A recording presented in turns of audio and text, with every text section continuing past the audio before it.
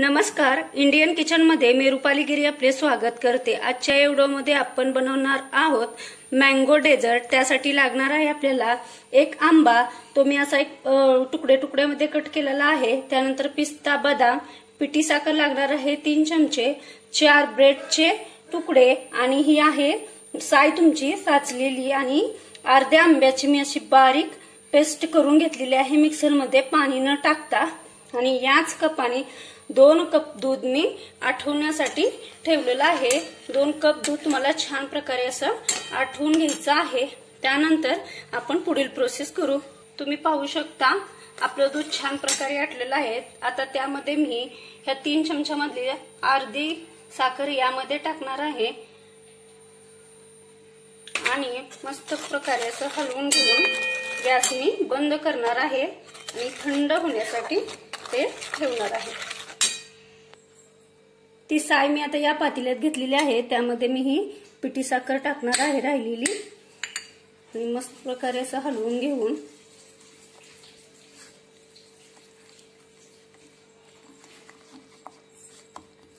Mix करणार आहे। आता आपलं हे तयार झालेलं आहे।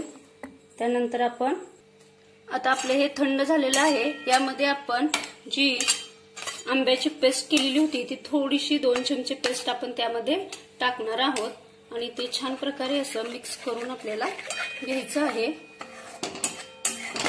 मस्तच ही तयार झाली आपली मँगो रबडी। त्यानंतर आपल्याला याच्यामध्येही 1 चमचा आंब्याची पेस्ट टाकून घ्यायची आहे आणि ते मिक्स करून घ्यायचं आहे। मस्तच तुम्ही पाहू शकता किती छान कलर त्याला आलेला आहे। आता मी या टीन मध्ये ही मँगो रबडी मँगो डेझर्ट तयार करणार आहे। त्यासाठी मी आधी काय करणार, आता मी हे ब्रेडचे स्लाइस या रबडीमध्ये असं बुडवून घेत आहे। छान प्रकारे तुम्हाला ते बुडवून घ्यायचे आहे आणि याच्यामध्ये तुम्हाला ते टाकायचे आहे। सगळे स्लाइस तुम्हाला असे करून घ्यायचे आहेत। अशा प्रकारे मी सगळे स्लाइस या रबडीमध्ये बुडवून टाकलेले आहेत। त्यानंतर मी टाकणार आहे हे आंबा, त्याला पण आपण छान प्रकारे असं पसरून घ्यायचं आहे।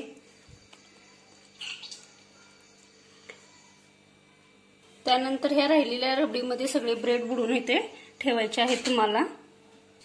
अशा प्रकारे सगळे स्लाइस रबडीमध्ये बुडवून तुम्हाला इथे ठेवायचे आहेत। आणि आता आपण ह्याच्यावर टाकणार आहोत ही क्रीम, जी आपण पिठी साखर आणि याच्यापासून बनवली आहे ती टाकणार आहोत।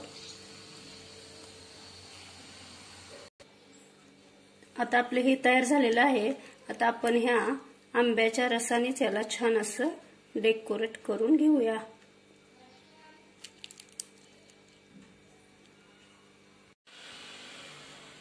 तुम्ही पाहू शकता किती छान दिसत आहे। त्याच्यावर आपण टाकणार आहे पिस्ता आणि बदाम।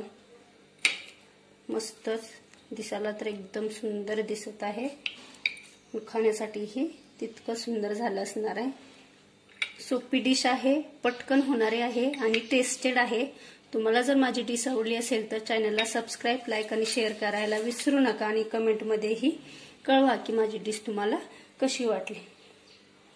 तुम्ही पाहू शकता किती सुंदर ती दिसत आहे आणि आपलं मँगो डेझर्ट खाण्यासाठी तयार आहे। आता हे फ्रीज मध्ये मी 2 तासासाठी सेट होण्यासाठी ठेवणार आहे।